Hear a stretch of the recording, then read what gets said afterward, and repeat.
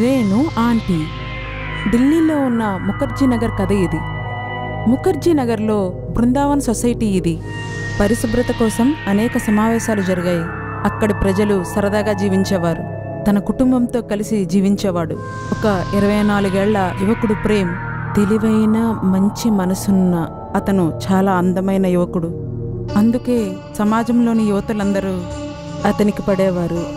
అత్త potato paneer vegetable వదిలేసింది. ఎలా ఉంది? నాకు ఆలు పన్నీర్ అంటే ఇష్టం లేదు. ఈరోజు రాత్రి చైనీస్ తినడానికి వెళ్దామా? నాకు చైనీస్ కూడా ఇష్టం లేదు. ప్రేమన్నా పద, అందరూ వచ్చేసారు. పద పద. ఇదెక్కడ పిచ్చి? పిచ్చి బాగా పెరిగిపోయింది. పిల్లలతో ఆడుకుంటుంది. ఒకరోజు ప్రేమ్ తన స్నేహితులతో కలిసి క్రికెట్ ఆడుతున్నాడు. ప్రేమన్నా ఈసారి 6 కొట్టాలి. బోలు, నా ఫోకస్ పాడు చేయొద్దు. అయ్యయ్యో, ఇప్పుడు బాల్ ఎవరు తీసుకొస్తారు? నేనే కొట్టా కదా, నేనే తెస్తాను. ప్రేమ్ ఏం చేశాడంటే బాల్ తేడానికి బయటకు వెళ్ళాడు. అందరు పిల్లలకి చాలా దాహం వేసింది. కానీ బాల్ రేణు ఆంటీ ఇంటి దగ్గర పడింది. రేణు బాల్ని ప్రేమ్ వైపుకు అందించింది. ప్రేమ్ బాల్ని పట్టుకున్నాడు. కానీ బాల్ రేణు చేతిలోనే ఉంది. రేణు ప్రేమ్ చేతిని పట్టుకుంది. ఆంటీ ఏం చేస్తున్నారు? ప్రేమ్. రేణు బృందావన కాలనీలో ఒక ఒంటరి ఆడపిల్ల. ఊళ్ళో వాళ్ళంతా ఆమెను ఒక మంత్రగత్తె అనుకునేవారు. ఓం బ్రీం బ్రీం పశుపటక్ స్వాహ, ఓం బ్రీం బ్రీం పశుపటక్ స్వాహ. అలా అని రేణుకి భర్త లేడని కాదు. కొన్నాళ్ల క్రితం తన భర్త మనీష్ సొసైటీలోకి తన్ని తీసుకువచ్చాడు. కొన్ని రోజుల తర్వాత మనీష్ ఇల్లు వదిలి వెళ్ళిపోయాడు. మళ్ళీ రేణు భర్త ఎప్పటికీ తిరిగి రాలేదు. రేణు పగలు రాత్రి ఇంట్లోనే మంత్రాలు చదువుతూ ఉండేది. ఊళ్ళో వాళ్ళంతా ఆమె చేతబడులు చేస్తుందని. నేను అంటున్నాను, ఆమెని వదిలేసేయండి. ఆమె ఏం చేసుకుంటుందో చేసుకొనివ్వండి. మనకైతే ఇబ్బంది ఏం కలిగించట్లేదు కదా. అసలు నిజానికి రేణుని చూస్తే సొసైటీలో వారందరూ భయపడేవారు. వేసవి సెలవుల్లో ప్రేమ్ తన కుటుంబంతో ఉంటూ పాఠశాలకు వెళ్ళేవాడు. పూణేలో ఒక కోర్స్ కంప్లీట్ చేయడానికి బయలుదేరాడు. సరే అమ్మా, నేను వెళ్ళొస్తాను. బాబు త్వరగా వచ్చేయ్. ప్రేమ్ వెళ్ళిపోవడం వలన సొసైటీలో 2 వ్యక్తులు చాలా విచారంగా ఉన్నారు. ఒకరు ప్రస్తుతం ఉన్న శుక్లాజీ మరియు రెండవది రేణు ఆంటీ. ప్రేమ్ ప్రేమ్ ప్రేమ్. కొన్ని రోజుల క్రితం షాలు పెళ్లి, అత్తమామలు వెళ్ళిపోయారు. మరి రేణు ఆంటీ ఎక్కడికి వెళ్ళింది? ఏ వార్తలు లేవు. అయ్యయ్యో, బాల్ మళ్ళీ ఆ ఇంట్లోకి వెళ్ళింది. అరే, భయపడేదేముందిరా, అందరం కలిసి వెళ్ళి వెతుకుదాం. ఇల్లంతా ఖాళీగా ఉంది. మన బాల్స్ అన్నీ కూడా దొరుకుతాయి. ఒకరోజు ప్రేమ్ ఎప్పటికీ బృందావన్ సొసైటీకి తిరిగి వచ్చేశాడు. అది వర్షాకాలం. సొసైటీలో పిల్లలందరూ స్కూల్లో ఉన్నారు. సొసైటీ అంతా చాలా నిర్మానుష్యంగా ఉంది. చూస్తుంటే అందరూ బిజీ అయిపోయినట్టున్నారు. ప్రేమ్ అలా ఆలోచిస్తూ తన ఇంటివైపు అడుగులు వేశాడు. అప్పుడే ప్రేమ్ని కిటికీలోంచి ఎవరో చూస్తున్నారు. అవును, అది షాలు కాదు, తను రేణు ఆంటీ. ప్రేమ్ వచ్చేశాడు. ఇప్పుడు నా ప్రేమ్ నాకు దొరుకుతున్నాడు. ఈసారి నా ప్రేమను నేను పొందుతాను. రాత్రి భోజనం చేసి ప్రేమ్ తన గదిలో మంచం మీద పడుకున్నాడు. ప్రేమ్ గాఢ నిద్రలో ఉన్నాడు. ఒకవైపు తిరగగానే ఎవరో తెలియకుండా వచ్చి తాకినట్టు అనిపించింది. మరుసటి రోజు ఉదయం అయ్యింది. మొత్తం సొసైటీ అంతా మేల్కొంది. కానీ ప్రేమ్ ఇంకా మంచం మీదే ఉన్నాడు. డాక్టర్ అతనికి వైద్యం చేస్తున్నాడు. నాకు అర్థమే కావట్లేదు, ఇంత తక్కువ జ్వరానికే మనిషి ఎలా బలహీన పడతాడు ఇంతగా.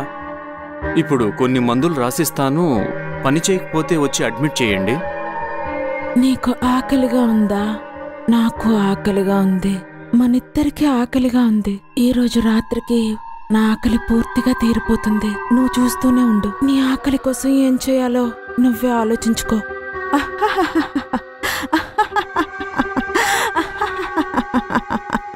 చూస్తుండగానే సాయంత్రం అయిపోయింది.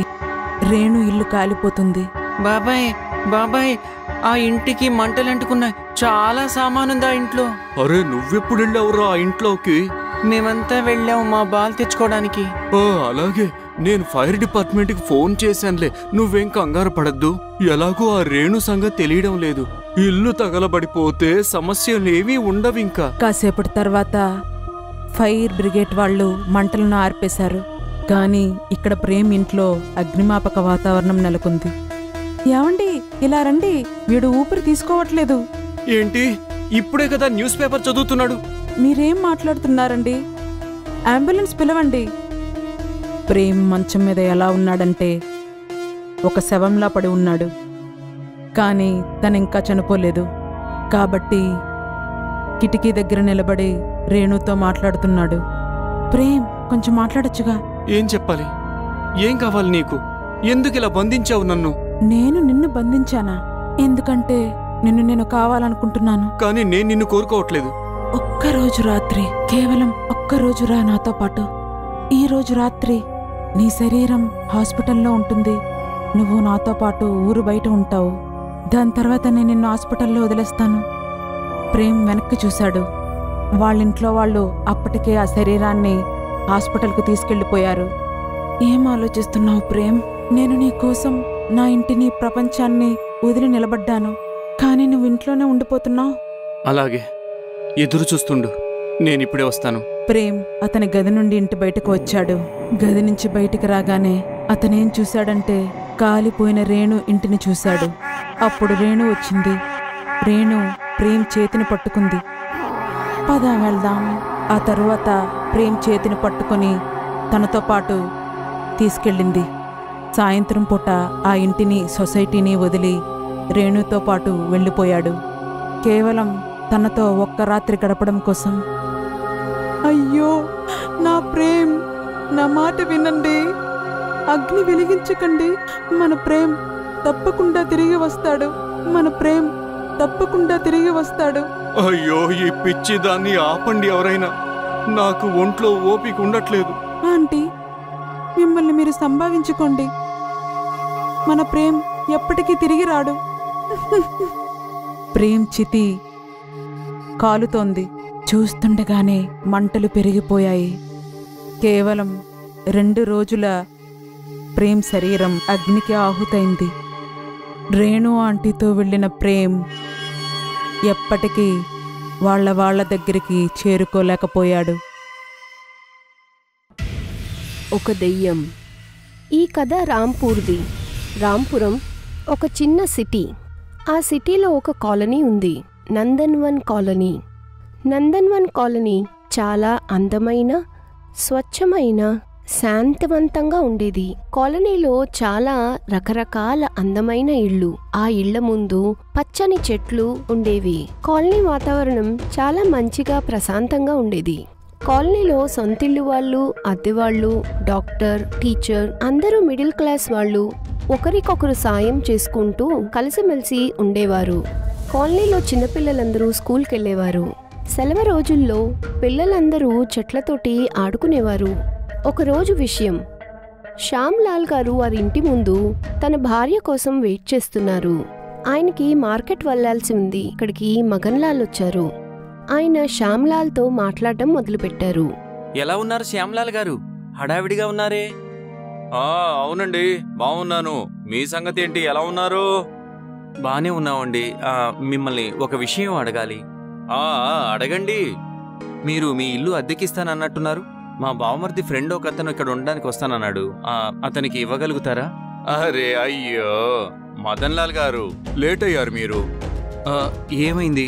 ఎవరికైనా ఇచ్చేసారా మీరు? అవునండి, ఇచ్చేసా ఒక ముసలావిడికి. పాపం ఒక్కతే ఉంటుంది. ప్రభుత్వం వాళ్ళు ఇచ్చే ఏదైనా ఉంటే దానితో బతుకుతోంది. నేను అనుకున్నా ఇద్దాం, ముసలావిడితో ఇబ్బంది ఏం ఉండదు అని. అవునా, సరే పర్వాలేదులేండి. కానీ ఎక్కడా ముసలావిడ కనిపించనే లేదు. అరే ఇంకా రాలేదండి ఆవిడ. కేవలం సామాను పెట్టి డబ్బులిచ్చి వెళ్ళింది. ఎప్పుడు వస్తుందో ఏమో తెలియదు. అరే లక్ష్మి, త్వరగా రా. ఈ ఆడవాళ్ళు ఎప్పుడూ లేట్ చేస్తూ ఉంటారు. బజార్కి వెళ్ళాలి. ఒక ఆదివారం విషయం, మధ్యాహ్న సమయం.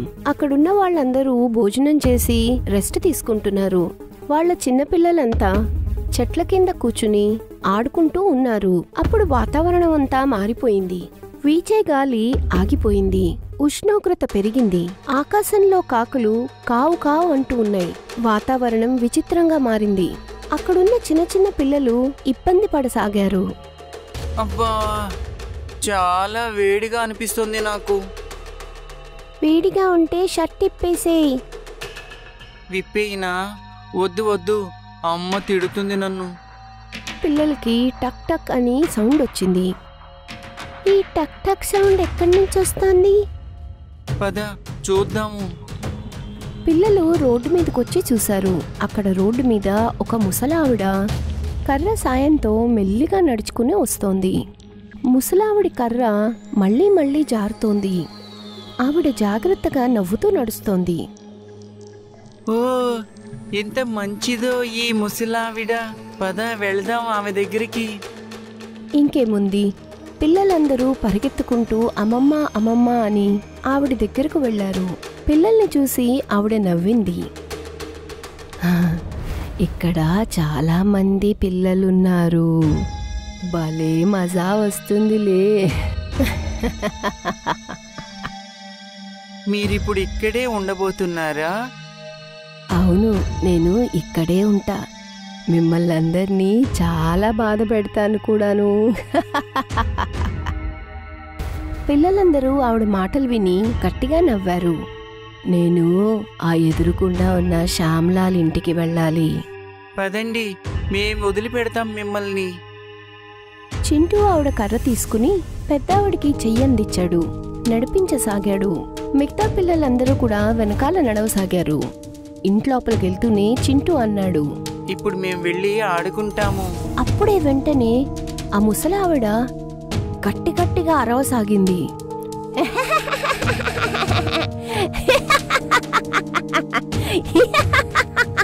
పిల్లలందరూ భయపడిపోయారు. నవ్వుతూ నవ్వుతూ ఆ ముసలావిడ పెద్ద దెయ్యంలా మారింది. ఎవ్వర్నీ వదలను. దెయ్యాన్ని చూసి మిగతా పిల్లలు పరిగెత్తారు. కానీ చింటూ పరిగెత్తలేకపోయాడు. ఎందుకంటే అతని చెయ్యి ముసలావిడ పట్టుకుంది. వదులు నా చెయ్యి, వదిలిపెట్టు మమ్మీ, మమ్మీ వదిలిపెట్టు. అప్పుడే వెనకాల నుంచి చింటూ వాళ్ళ అమ్మొచ్చింది. చింటూ చింటూ. వెంటనే దెయ్యం ముసలావిడలాగా మారిపోయింది. చింటూ చెయ్యిని వదిలేసింది. చెయ్యి వదలడంతో చింటూ గబగబా పరిగెత్తి ఇంటి బయటికి వెళ్ళిపోయాడు. క్షమించండి, పిల్లలు కొంచెం అల్లరి చేస్తారు. మీరిక్కడికి వచ్చి మంచి పని చేశారు. ఏమన్నా కావాలంటే అడగండి. ఇంకేముంది, ఆ ముసలావిడ కాలనీలో ఉంటూ ఉంది. అందరి ముందు మంచిగా నటిస్తూ, పిల్లల ముందు మాత్రం భయంకరంగా దెయ్యంలాగా. పిల్లలు ఆడుకుంటున్నప్పుడు ఆ దెయ్యం అక్కడికి వెళ్తుంది. ఎవరో ఒక పిల్లవాడిని ఎత్తుకుని ఇంటికి తీసుకుని వచ్చేది. పిల్లవాడు గట్టిగట్టిగా అరుస్తాడు. మిగతా పిల్లలు కూడా గొడవ చేస్తారు. వాళ్ల పెద్దవాళ్లు రాగానే ముసలావిడ రూపం మార్చి అబద్ధాలు చెప్పేది. చూడండి పిల్లలు, నా లాఠీ ఎక్కడో దాచేశారు, ఎవ్వరూ చెప్పట్లేదు, ఎక్కడ పెట్టారో ఏంటో. పిల్లలందరూ కలిసి ముసలావిడి గురించి ఇంట్లో చెప్పారు. వాళ్ళెవరూ పిల్లల్ని నమ్మలేదు. కానీ ఒక రోజున జరగాల్సిందే జరిగింది. హఠాత్తుగా చింటూ మాయమైపోయాడు. అందరూ చాలా వెతికారు, కానీ ఎక్కడా దొరకలేదు. నాకు తెలుసు చింటూ ఎక్కడున్నాడో, నేను చూపిస్తారండి. పిల్లలందరూ ముసలావిడింటికెళ్లారు.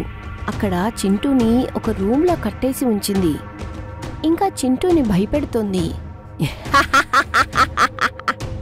మీ అమ్మ చెప్పింది నువ్వు చాలా అల్లరి చేస్తావని. ఎక్కడకు పోయింది నీ అల్లరి? ఖబర్దార్, నేనొక పెద్ద దెయ్యాన్ని, పిల్లల్ని కొరుక్కు తింటాను. ప్లీజ్ వదిలిపెట్టు నన్ను, ప్లీజ్ నన్ను దయచేసి వదిలిపెట్టు. పిల్లలందరూ వచ్చి చింటూని చూసి వాళ్ళందరూ చాలా బాధపడ్డారు. పదండి, మమ్మీ డాడీకి చెప్దాము. వద్దు, వాళ్ళొస్తే కనుక ఈ ముసలావిడ మళ్ళీ ఏదో ఒక అబద్ధం చెప్తుంది. అయితే మరి ఏం చేద్దాం ఇప్పుడు? చింకీ తన మొబైల్ని తీసింది. మొబైల్లో వీడియో తీసింది. కాలనీ గ్రూప్లో వీడియో పోస్ట్ చేసింది. వీడియో చూసి కాలనీ వాళ్ళందరూ ఆ ఇంటికొచ్చారు. వాళ్ళందరూ కలిసి ఆ దెయ్యాన్నించి చింటూని కాపాడారు. ఇప్పుడు ఇక నువ్వు నీ రూపం మార్చాల్సిన అవసరం లేదు దెయ్యమా. నీ అసలైన రూపం మా అందరికీ తెలిసిపోయింది. మేము ముందు చిన్నపిల్లల్ని నమ్మలేదు, కానీ మంచిదైంది ఈ మొబైల్ వల్ల. కొట్టండి ఇవని. అప్పుడు కాలనీ ఆడవాళ్ళందరూ కలిసి ఆ దెయ్యాన్ని బాగా చితక్కొట్టారు. దెబ్బలు తిన్న తర్వాత ఆ ముసలి దెయ్యం కాలనీ నుంచి శాశ్వతంగా పారిపోయింది.